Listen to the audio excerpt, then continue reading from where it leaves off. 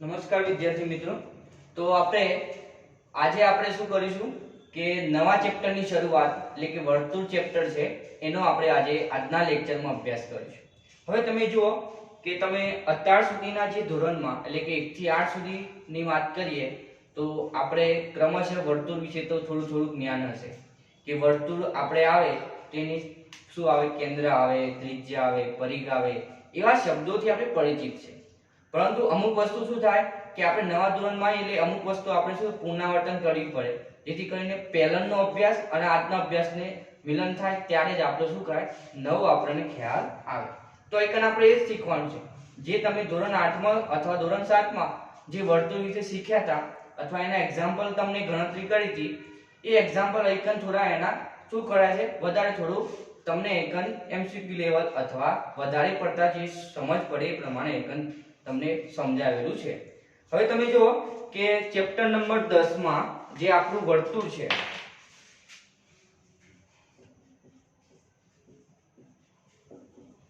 Chapter number 10 વર્તુળ ચેપ્ટરમાં તમે જુઓ તો તમને ખ્યાલ છે કે વર્તુળ એટલે શું કે જે ગોળાકાર રીતે આપણે કે ગમે તે ગોળ વાળો ભાગ હોય તેને આપણે વર્તુળ તરીકે ઓળખીએ છીએ। ઓકે, એને આપણે વર્તુળ તરીકે ઓળખીએ છીએ। હવે આપણે વર્તુળનો આપણે ખબર છે કે આપણા જે વ્હીકલ છે, આપણા ગાડા ગમે તેના જે પૈડા છે વર્તુળવાળા ભાગમાં જે આપણે આકાર સમજીએ છીએ। હવે જો ક્રમશઃ પહેલા વાત કરીએ તો વર્તુળને આપણે કેવી રીતના દોરી શકીએ, એટલે કે જે આપણે કંપાસ પેટી આવીએ છે એમાં કંપાસ પેટીમાં આપણે પરિકરનો ઉપયોગ કરીને આપણે વર્તુળનો ઉપયોગ દોરીએ છીએ। કેવી રીતના કે પરિકરનું માપ લઈ આઈકન આપણે કેન્દ્ર પર મૂકીએ તો આપણે એક વર્તુળ આપણને મળે છે। તો આપણે એ રીતે વર્તુળની રચના આપણે પરિકર દ્વારા કરીએ છીએ એવું આપણે ખ્યાલ છે। પછી આગળ આપણે વાત કરીએ તો જે વર્તુળને આપણે પોઈન્ટ મૂકીએ છીએ અને પોઈન્ટ દ્વારા આપણે વર્તુળ દોરીએ છીએ તેને આપણે શું કહીએ છીએ, વર્તુળનું કેન્દ્ર। બરોબર, વર્તુળના આપણે શું કહીએ છીએ, એને કેન્દ્ર કહીએ છીએ। ચલો હવે બીજી વસ્તુ કે વર્તુળનો જે આ ભાગ વચ્ચે છે એટલે કે જે કિનારી વાળો ભાગ છે અને કિનારી વાળો ભાગની અંદરનો ભાગને આપણે શું કહીએ છીએ કે વર્તુળનો અંદરનો ભાગ, વર્તુળનો અંદરનો ભાગ આપણે કહીએ છીએ। આપણે પ્રાથમિક માહિતી મેળવી અને આ જે ભાગ રહેલો છે, આ જે ભાગ રહેલો છે એ વર્તુળનો શું કહેવાય, બહારનો ભાગ। વર્તુળનો શું કહેવાય, બહારનો ભાગ। આટલો આપણને ખ્યાલ છે કે ભાઈ આ વર્તુળનો અંદરનો ભાગ અને આ વર્તુળનો બહારનો ભાગ અને આપણે એનું કેન્દ્ર। હવે આપણે એને વ્યાખ્યાયિત કેવી રીતના કરીએ એટલે કે કેવી રીતે લખીએ તો હું આપણે બોર્ડ પર લખું છું તો તમે એ રીતે નોટબુકમાં થોડું ઉતારતા રહો જેથી કરીને MCQ અથવા વન લાઇનરમાં ઉપયોગી રહે।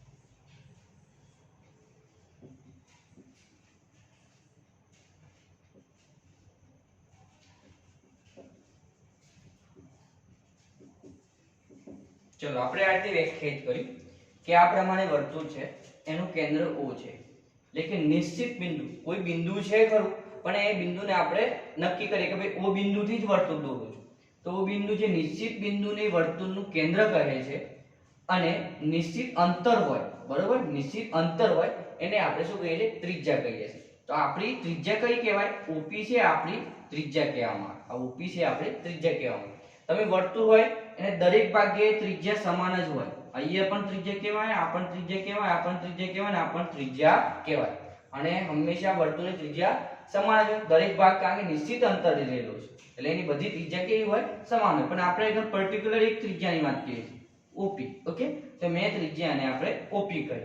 હવે આપણે આગળ વાત કરીએ પ્રમાણે કે આ પ્રમાણે વર્તુળ હોય તો આ વર્તુળનો આપણે જે વર્તુળ દોર્યું આ વર્તુળનો આપણે શું કહેવામાં આવે છે અંદરનો ભાગ અને આ જે મેં ટપકા વડે દર્શાવેલો ભાગ છે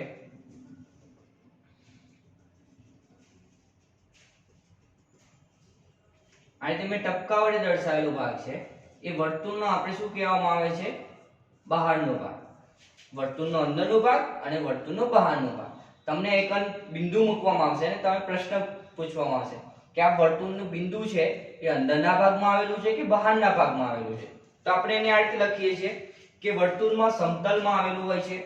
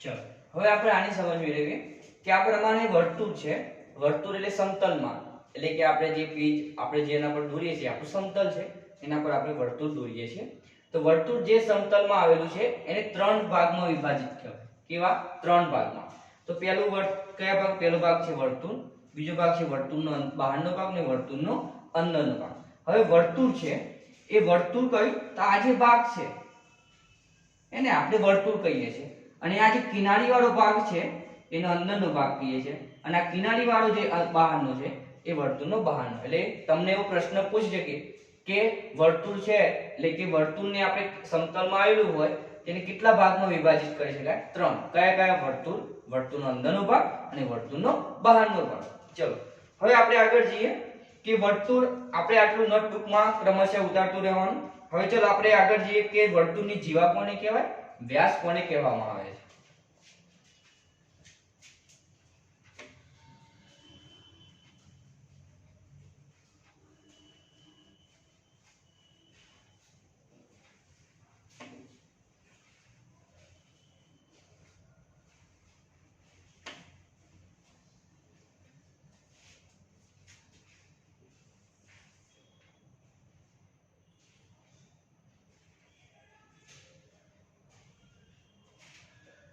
ચલો હવે આપણે જે ભાગ છે વર્તુળનો એક મેં બિંદુ લઉં એટલે કેન્દ્ર લઉં O અને ત્યાંથી એક બિંદુ આપણે એક બીજા બે બિંદુ આ રીતે લખું છું પહેલા એક આપણે થિયરી પ્રમાણે લખી દઈએ પછી એને વર્તુળમાં સમજાવીએ તો પહેલા આપણે થિયરી રીતે લખી દઈએ કે જો વર્તુળના બે બિંદુઓ લઈએ P અને Q જો વર્તુળના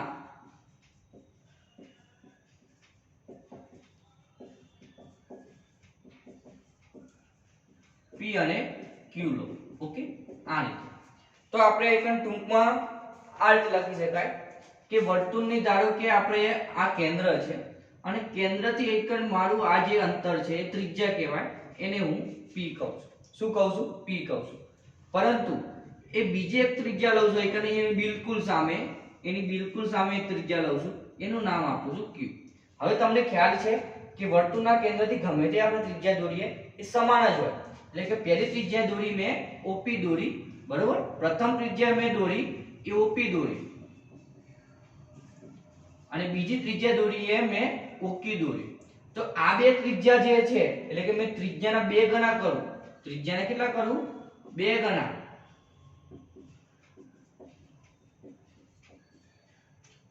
તો આપણે શું મળશે વ્યાસ મળશે શું મળશે વ્યાસ એટલે કે વ્યાસ એ ત્રિજ્યાના બે ગણું છે એટલે આપણો વ્યાસ કયો મળ્યો PQ લંબાઈ વાળો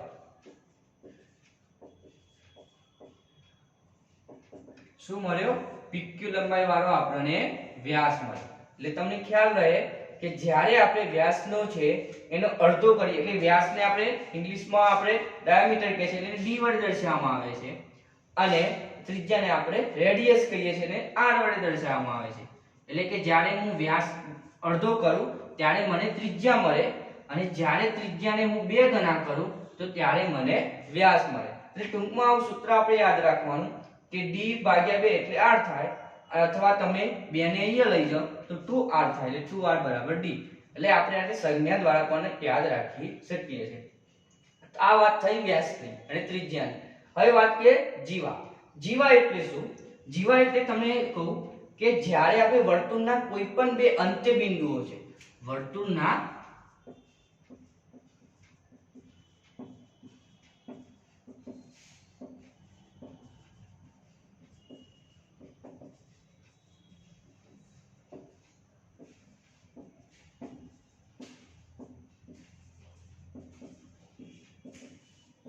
બરાબર જ્યારે વર્તુળના કોઈ પણ બે અંત્ય બિંદુઓને જોડવામાં આવે ત્યારે જીવા બને છે તો કેવી રીતે ચલો આ જ વર્તુળ છે તો આ વર્તુળને આપણે એકન વાત કરી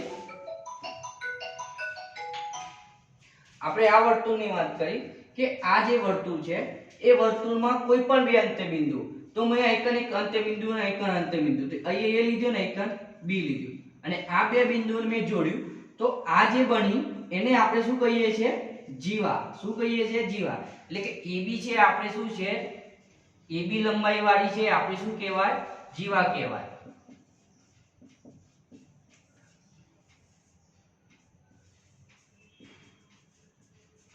ઓકે હવે પ્રશ્ન આપણે એ છે કે જ્યારે વ્યાસ અને જીવાનો ડિફરન્ટ તફાવત શું છે તો એટલું યાદ રાખજો કે જીવા છે ને અહીં પણ હોઈ શકે અહીંકન પણ હોઈ શકે અહીંયા પણ હોઈ શકે જીવા વર્તુળના કોઈ પણ ભાગે હોઈ શકે એટલે કે ના બે અંત્ય બિંદુઓને જોડવામાં આવે ત્યારે જીવા બને છે હવે પ્રશ્ન એ છે કે વ્યાસ એ જીવા બની શકે આપણે વિકલ્પ આ રીતે પ્રશ્ન કરી છે કે જો હવે હું તમને સમજાવું કે વ્યાસ એ જીવા બની શકે પરંતુ જીવા એ વ્યાસ ના બની શકે તો કેવી રીતે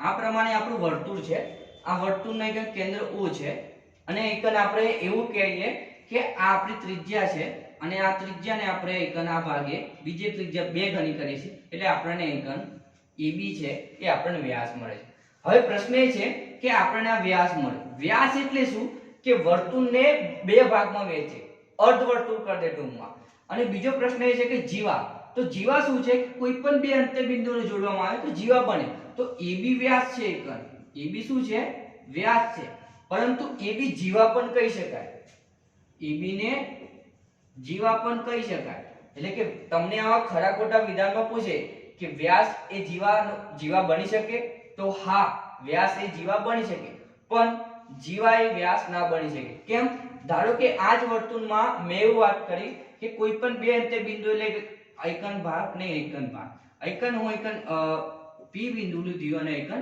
Q બિંદુ લીધું અને આને જોડવામાં આવ્યું તો PQ શું બની આપણી જીવા બની પરંતુ આપણે આગળ શું શીખ્યા કે વ્યાસ તો વર્તુળને બે ભાગમાં વહેંચે અડધો ભાગ કરી દે તો એકન એવું શક્ય નથી માટે PQ જીવા બને PQ જીવા બને પરંતુ PQ ત્રિજ્યા શક્ય નથી બરોબર તો આપણે એનો ખ્યાલ હોવો જોઈએ ચલો હવે આપણે આગળ વાત કરીએ ચાપ શું કહેવામાં આવે લઘુચાપ કોને કહેવામાં આવે ગુરુચાપ કોને કહેવામાં આવે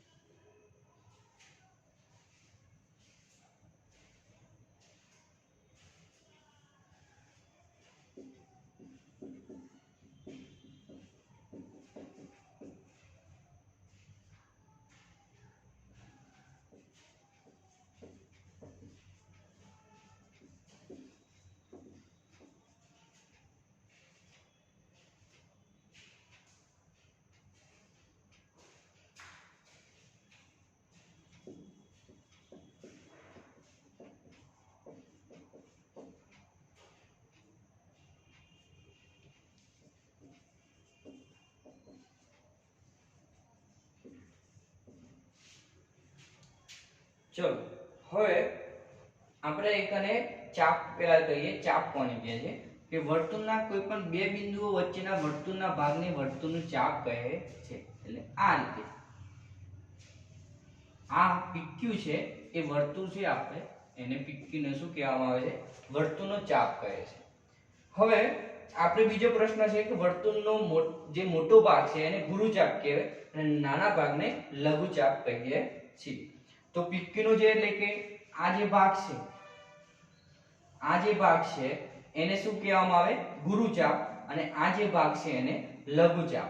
તો આપણે એને ટૂંકમાં સંજ્ઞામાં આ રીતે દર્શાવાય, ચાપ એટલે આ રીતે. ઓકે, તો તમને આવું સંજ્ઞામાં પૂછે કે PQ એ લઘુચાપ છે અને સંજ્ઞામાં, અથવા ગુરુચાપ એ PQ છે તેને સંજ્ઞામાં દર્શાવો, તો PQ ને આપણે આ રીતે પ્રમાણે હોય એને ચાપને આ રીતે દર્શાવવામાં આવે છે. બહુ નાની નાની માહિતી ધ્યાન આપવાનું. હવે એ જ રીતે જો આપણે એમ કે R એ આપણે એમ કહેવામાં આવે કે R એ વર્તુળના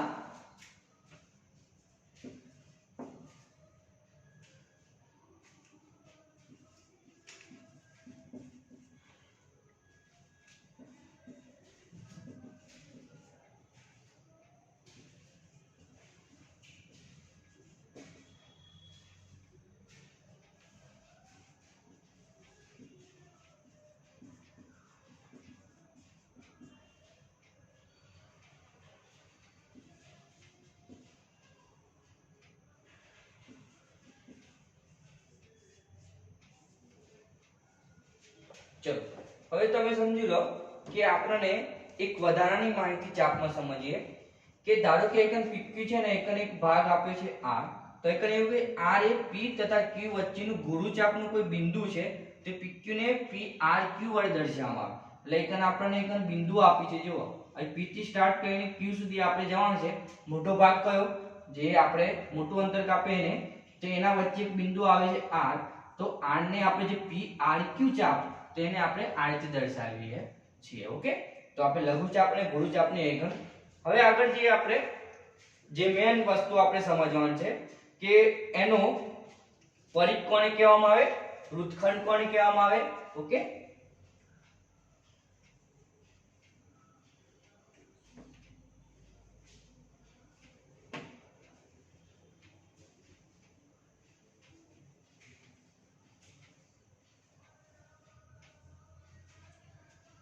ચલો હવે બીજું વર્તુળમાં તમને સમજાવી દઉં કે જ્યારે P અને Q વ્યાસના અંત્ય બિંદુઓ હોય, વ્યાસના અંત્ય બિંદુઓ હોય,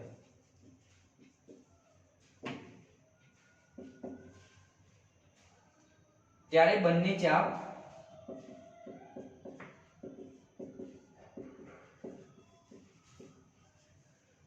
સમાન છે અને તેમને આપણે શું કહેવાય? સમાન હોય તો ચાપ સમાન બને તો શું કહેવાય? અર્ધવર્તુળ. અર્ધવર્તુળ કહે છે. કેવી રીતે? જો તમને એકન આ પ્રમાણે વર્તુળ આપેલું છે અને વર્તુળના P અને Q વ્યાસ છે, એટલે એકનથી અહીંયા આ P છે, આપણો Q છે, તો આપણો આ જે ભાગ બન્યો, એ આપણો કેવો બનશે? અર્ધવર્તુળ બનશે. અને ચાપ કેવા હોય? બંને સમાન હોય. કેમ? આ પણ ચાપ સમાન હોય, આ પણ ચાપ સમાન હોય. અર્ધવર્તુળ વેચે એટલે બંને ભાગેની લંબાઈ સરખી હશે, એટલે બંને ચાપ સમાન હોય. વિકલ્પમાં આવો પ્રશ્ન કરી શકે. ચલો આગળ આપણો પ્રશ્ન છે કે વર્તુળની પૂર્ણ લંબાઈને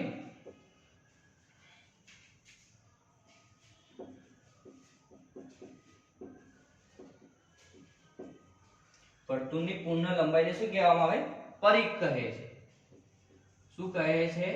પરિઘ કહે છે. ઓકે, તો આપણે આગળ બંનેમાંથી કોઈ પણ ચાપ પડે આપણે જે હવે આપણને ખબર છે કે આ પ્રમાણે વર્તુળ દોરીએ અને વર્તુળને એકમ કેન્દ્ર O નામ આપીએ, એકમથી કોઈ પણ ભાગે આપણે સ્ટાર્ટ કરીને એકમથી અંતર પૂર્ણ કરીએ તો આ વર્તુળનો શું બને? પરિઘ બને. હવે આપણે વર્તુળનો વૃત્તખંડ શું કહેવામાં આવે? લઘુ વૃત્તખંડ કયો છે અને વૃત્તાંશ શું છે આપણે સમજીએ. તો પહેલા આપણે વૃત્તાંશ સમજીએ કે વૃત્તાંશ કોને કહેવામાં આવે. તો જો કે એકના કેન્દ્ર છે અને કેન્દ્રથી આપણે એકના બિંદુ ને એકના બિંદુ એ અને બી, આ એ અને બી વચ્ચે એક આ જે છે આપણો ચાપ મારેલો છે. શું મારેલો છે? ચાપ. અને એ ચાપ છે એક ત્રિજ્યા વડે ઘેરવામાં આવે તો આ જે બને આપણે એને શું કહેવામાં આવે છે? વૃત્તાંશ કહેવામાં આવે છે. એટલે વૃત્તાંશની વ્યાખ્યા આપણે આ રીતે વ્યાખ્યાયિત કરી શકીએ કે જ્યારે જોડતી એટલે કે વર્તુળના અંત્ય બિંદુઓને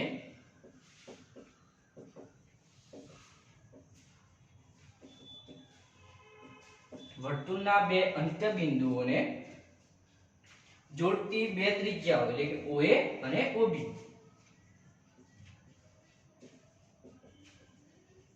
ત્રિજ્યાઓ વડે ઘેરાતા પ્રદેશને વૃત્તાંશ કહે છે. હવે આપણે બીજો એમાં પ્રશ્ન એમ કહેવામાં આવે વૃત્તાંશ તો અમુક લઘુ વૃત્તાંશ શું એટલે કે નાનો ભાગ છે એને લઘુ વૃત્તાંશ કહેવામાં આવે, અને આ જે ભાગ છે એને ગુરુ વૃત્તાંશ કહેવામાં આવે. નાનો એટલે લઘુ, મોટો એટલે ગુરુ. લઘુ વૃત્તાંશ અને ગુરુ વૃત્તાંશ. વૃત્તાંશનો ખ્યાલ આવે કે જે વર્તુળ છે ત્રિજ્યા છે અને ત્રિજ્યા વડે જે ઘેરાતો ચાપ પડે છે એને આ જે ભાગ છે એ આપણે શું કહેવામાં આવે? વૃત્તાંશ કહેવામાં આવે છે. આ ભાગ નાનો છે માટે આપણે એને લઘુ વૃત્તાંશ કહીએ છીએ.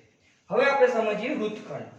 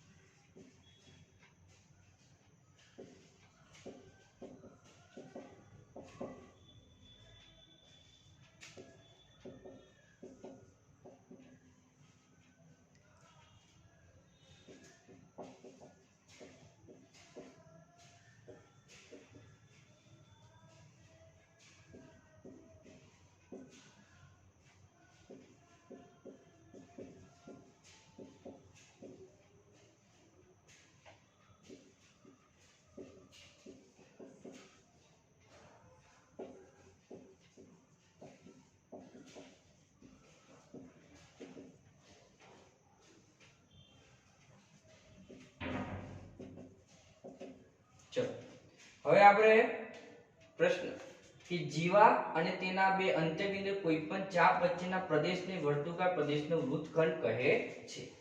તો કેવી રીતે આપણે એને વર્તુળમાં દર્શાવી શકાય? હવે વૃત્તખંડ બને તો બે એટલે કે લઘુ વૃત્તખંડ અને ગુરુ વૃત્તખંડ. એટલે કે આપણે આ જે ભાગ છે વર્તુળ છે, ઓકે, અને વર્તુળના આપણે કોઈ બિંદુઓ છે આઇકન A નામ આપીએ ને આઇકન B નામ આપીએ. તો આઇકન આપણે આ પ્રમાણે જે ભાગ ઘેરાયેલો છે તો આ જે ભાગ છે અને આ જે ભાગ છે આપણો આ બ્લેન્ક વાળો ભાગ છે એને આપણે લઘુ વૃત્તખંડ કહીએ છીએ. એટલે કે વર્તુળના કોઈપણ બે અંત્યબિંદુ એટલે કોઈપણ ચાપ વચ્ચેના પ્રદેશને, જે કોઈપણ ચાપ એટલે આ જે ભાગ અને આ ભાગ, અને આ શું કહેવાય? આપણો ચાપ કહેવાય. અને ચાપના અંત્યબિંદુ વચ્ચે જે ભાગ ઘેરાયેલો છે એને આપણે લઘુ વૃત્તખંડ કહીએ છીએ. જેમ આગળ કહ્યું એ પ્રમાણે કે નાનો ભાગ છે લઘુ વૃત્તખંડ, એ જ પ્રમાણે આ બે આપણા અંત્યબિંદુઓ છે અને આ આપણો ચાપ છે અને એનો ભાગ આ જે ઘેરાયેલો છે એને આપણે શું કહીએ છીએ? ગુરુ વૃત્તખંડ. બરોબર. તો આજના ચેપ્ટરમાં તમે જોયું કે આપણે વર્તુળને લગતી તમામ માહિતી આપણે કહેવામાં આવેલી છે. હવે આગળના લેક્ચરમાં આપણે શું કરીશું કે એના લગતા આપણને ખાલી જગ્યાઓ ને ખરા ખોટા વિધાનો આપણે કહેશે એ આપણે વાત કરીશું. તો તમને આ લેક્ચરમાં વર્તુળની તમામ માહિતી કહેવામાં આવી છે એ નોટબુકમાં ઉતારીને એને રીડ કરવાની રહેશે. ઓકે, તો આગળના લેક્ચરમાં આપણે મળીએ.